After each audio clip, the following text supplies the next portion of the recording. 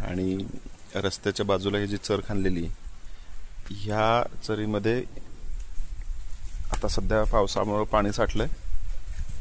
चरीच्या बाजूला असलेली ही जी झाडं आहेत ह्या झाडावरती आपण बघतोय हे हे, हे, हे जे फेसाचं घरटं दिसतंय हा आपला मलबार ग्लायडिंग फ्रॉग. गेल्या वर्षी मी पहिल्यांदा बघितलं याचं नेस्टिंग इथं, पण ह्या एरियात तो आहे. ते फार आधीपासून बघतोय आम्ही.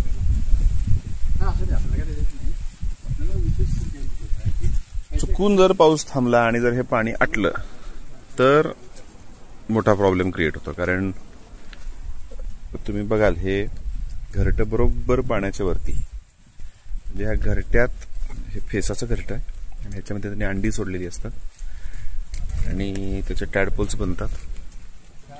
थोडी थोडी अंडी दिसतात, पांढरी पांढरी साबुदाण्यासारखी दिसतात बघा आता. हां, तर ही अंडी मॅच्युअर झाली आणि त्यांची ती योग्य वेळ आली की ती बरोबर खालच्या पाण्यात पडतात. आणि खालच्या पाण्यात पडले की त्यांचे म्हणजे अंडी पडत नाहीत, अंड्यातले टॅडपोल्स पडतात. आणि मग त्यांची पुढची जी काही डेव्हलपमेंट आहे ती त्या पाण्यात होते. टॅडपोल्स म्हणजे बेडूक मासे, शेपटी असलेले बेडूक.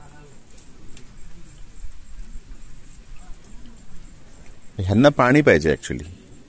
आता समजा बेसिकली इथं खाली पाणी नाही राहिलं पाऊस नसल्यामुळं किंवा काहीतरी खंड पडला. ह्या वर्षी व्यवस्थित पाऊस पडलाय. आधी म्हणजे मधल्या काही वर्षांमध्ये थोडंसं गणित बिघडायचं. सुरुवातीला पाऊस पडायचा आणि नंतर पाऊस गायब व्हायचा. मग ते पाणी खालचं सुकलं की ह्याच्यातून पडलेले बेडूक मासे खाली मुंगळे खायचे,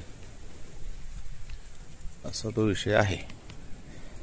पाणी यांना गरजेचं आहे. पाण्याशिवाय कुठलाही ॲम्फिबियन सर्वाइव्ह नाही होणार. कारण त्यांच्या ब्रीडिंग ॲक्टिव्हिटीमधला सगळ्यात महत्त्वाचा जो भाग आहे, सगळ्यात महत्त्वाची रिक्वायरमेंट आहे ती पाणी.